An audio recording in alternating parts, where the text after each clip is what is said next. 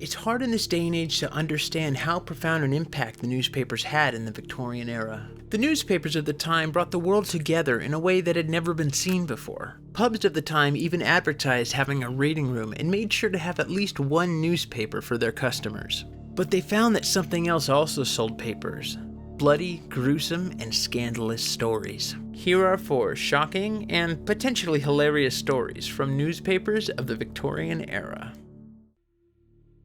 The first story, written in the Anaconda Standard, takes place in Missouri. From the 3rd of August in 1890. The headline reads, "The Coffin Blew Up. Many Difficulties Attending the Burial of Mrs. John Peterson." A most singular burial took place at Spring Fork, 15 miles distant from Sedalia, Missouri, the other day. Among the early settlers of this county were a young German named John Peterson and his wife, Mrs. Peterson, who died of dropsy. At the time of her death, she was a remarkably large woman, weighing nearly 300 pounds, says the dispatch to the New York Herald. Immediately after Mrs. Peterson died, arrangements were made for the funeral. The largest casket to be procured in the city was the exact measurement required at the time of death. But, as it was not delivered until Friday morning, the body had swollen so much that it was crowded into the casket with much difficulty. The lid was then screwed down and the body left in that condition for burial. Ice could not be procured.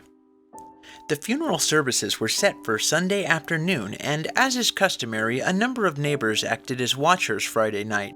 At midnight, the watchers were startled by a loud report in the room where the coffin had been placed. It was found that the gases of the body had accumulated within the casket until their force burst the glass over Mrs. Peterson's face. So great was the force of the explosion that the body was shot forward and upward, the head protruding from the coffin.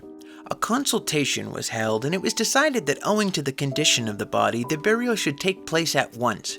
The grave having been prepared, the coffin was carried to the burial place and strong ropes were placed under the casket. Just as the coffin was being lowered, one of the assistants let go of his end of the rope. This threw the weight to the head of the coffin and the ropes were jerked from the hands of the man stationed there. The coffin fell with great force, head down, and burst to pieces. Another consultation was held and it was decided to fill the grave at once without waiting for another casket. Through my research for this channel, I found out that this actually happens all the time.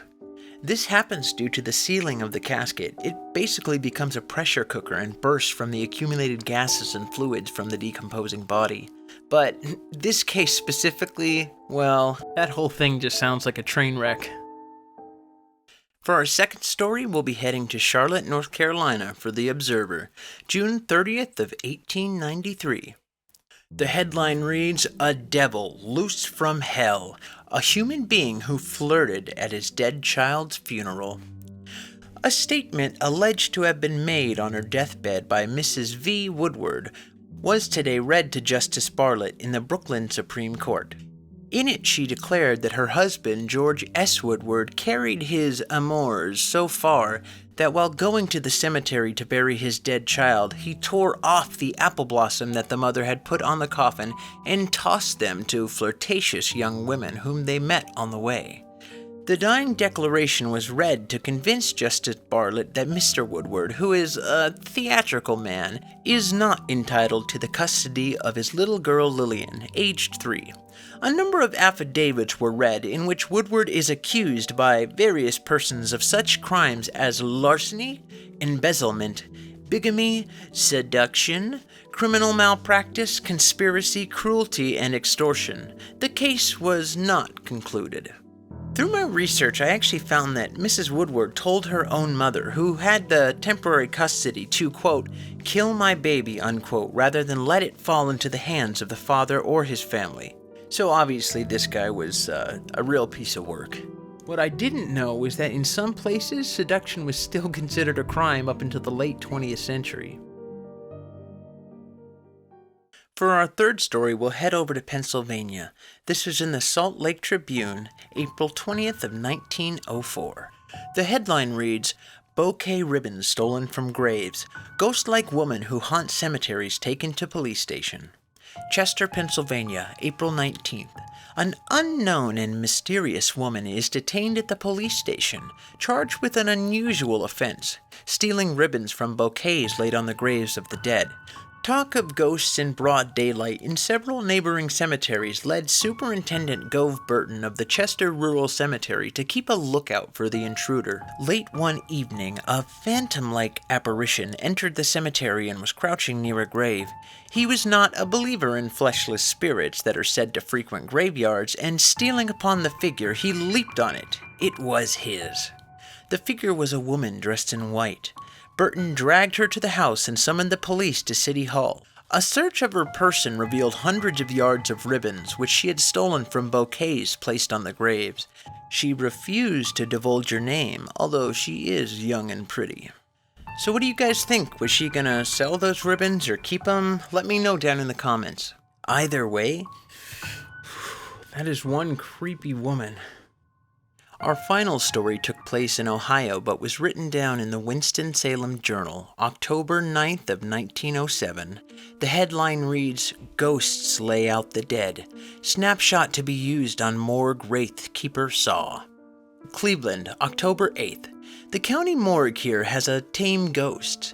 This particular spook is a useful handy wraith, and the morgue officers are tickled that it should take up its lodgings in their quarters.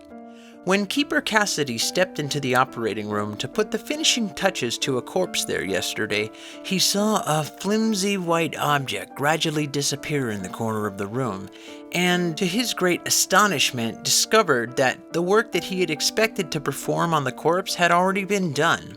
"It's an undertaker's ghost, that's all," said Deputy Coroner Hook, when Cassidy, streaming with perspiration, told what he had seen. Cassidy maintains that it was the spirit of the dead man in the operating room. To ascertain just what it is, another corpse will be placed in the room tomorrow, and a photographer will be hidden there. A snapshot of the ghost will be taken if it does any more of the undertaker's work. Spirit photography was a brand new and exciting field in the early 20th century. I wonder if they ever got that picture. Alright, well, I know this one was a little different, but I had a blast reading and researching these stories, so don't forget to like and subscribe. Want to know what crazy story inspired The Hills Have Eyes?